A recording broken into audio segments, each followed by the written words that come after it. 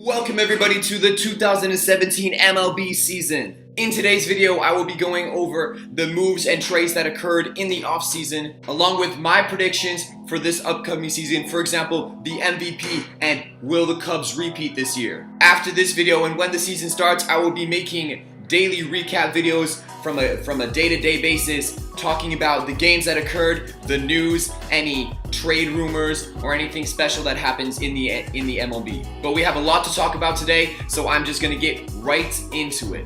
The first move I'm gonna cover is Mike Napoli from the Indians to the Rangers on a one-year contract. He is coming off a career year in 2016 with a .239 batting average, 34 home runs, and 101 runs batted in. The second big move this season was Edward Encarnacion from the Toronto Blue Jays to the Cleveland Indians for 3 years and on a $60 million contract. He's coming off a career-high 2016 with 160 games played and 42 home runs. He was also the American League leader with 127 RBIs and also posted a .263 batting average. Wade Davis and Jorge Soler were traded. Wade Davis went from the Royals to the Cubs, and Soler went from the Cubs to the Royals.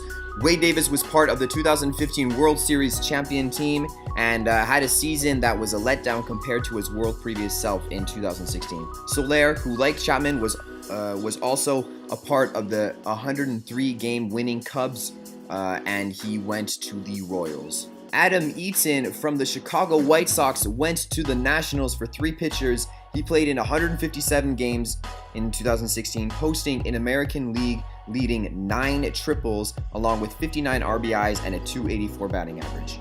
Rajai Davis, the 35-year-old, went from Cleveland to Oakland on a one-year deal. He had a .249 batting average in an American League leading 43 stolen bases, 48 RBIs, and 23 doubles in just 134 games last season. Chris Sale, the White Sox ace, went to the Red Sox for 4 players. Last year, Sale had a 17-10 record with 233 strikeouts in 226 innings pitched and a 3.34 ERA. He also had a league-leading 6 complete games. Another trade for the Cubs consisted of Aroldis Chapman going back to the New York Yankees for 5 years. He is coming off a 2016 season where he posted 36 saves, 90 strikeouts, and an average velocity of 101 miles per hour. And the last move that I'm going to cover was Dexter Fowler on free agency. He went from the Cubs to the Cardinals. Last year, he posted 13 home runs, 48 RBIs, 13 stolen bases,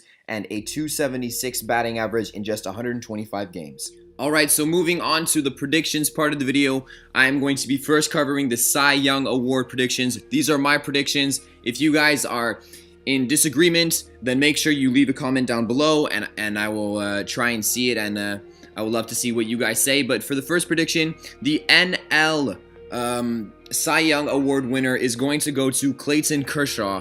He was injured for a big chunk of the season last year, but he still managed to get 5th place in the National League voting for the Cy Young Award. He had a 12-4 record, a 1.69 ERA, and had a 15.64 strikeout to walk ratio, which is just insane.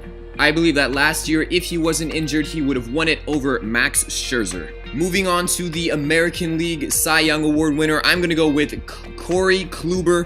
He came off a season last year with an 18-9 record with a 3.14 ERA. He came in 3rd in the American League Cy Young Award voting last year and was 19th in the MVP award voting. He also plays on the Cleveland Indians, who did manage to get to the World Series last year, and he played on 3 days rest in the World Series and still was a star. So I believe that he will win this over Rick Porcello in 2017.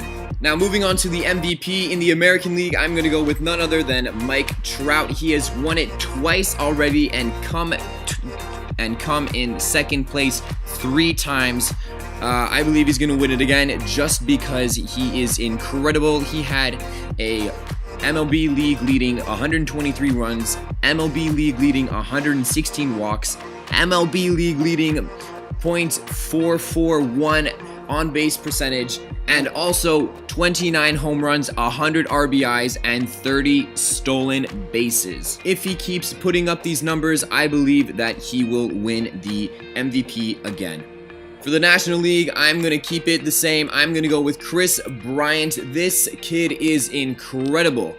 He can play baseball like no other person in the league. Last year, he won the MVP, came first in the MVP voting for the National League, and the year before that, he came first in the Rookie of the Year voting. He also was 11th in the MVP voting in 2015. Last year, he led his Cubs to their first championship in 108 years.